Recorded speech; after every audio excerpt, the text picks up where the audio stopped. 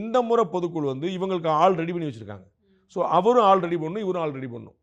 திரு எடப்பாடி பழனிசாமிக்கு இந்த நல்ல எக்ஸ்பீரியன்ஸ் உண்டு. இதை நிறைய பார்த்துருக்கிறார்.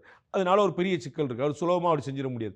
இப்போ எப்படி இந்த மாவட்ட செயலாளர்கள்லாம் நீக்கிட்டே போனாரோ சரி, அதை மாதிரி பொதுக்குழு உறுப்பினரையும் நீக்கிட்டே போகணும், சேர்த்துக்கிட்டே போகணும். அந்த நம்பரை திருப்பி அவர் வந்து ரீஅலைன் பண்ணணும்.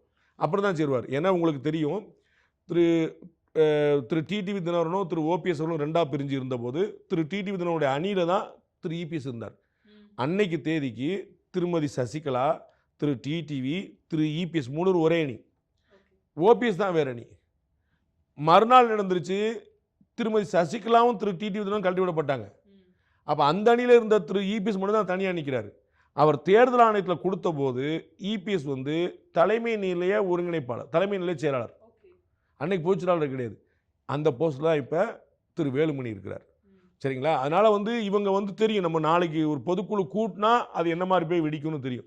அதனால் இந்த நம்பர்ஸை ரீஅரேஞ்ச் பண்ண பிறகு தான் பொதுக்குழுவை கூட்டுவார். அது வரைக்கும் டைம் ஆகும். ஸோ பொதுக்குழு கூட்டப்பட்டால் தான் என்ன தெரியும். அதற்கெல்லாம் பொதுக்குழு கூட்டப்பட வேண்டிய அவசியம் இப்போ இல்லை. அது மேண்டேட் இல்லை.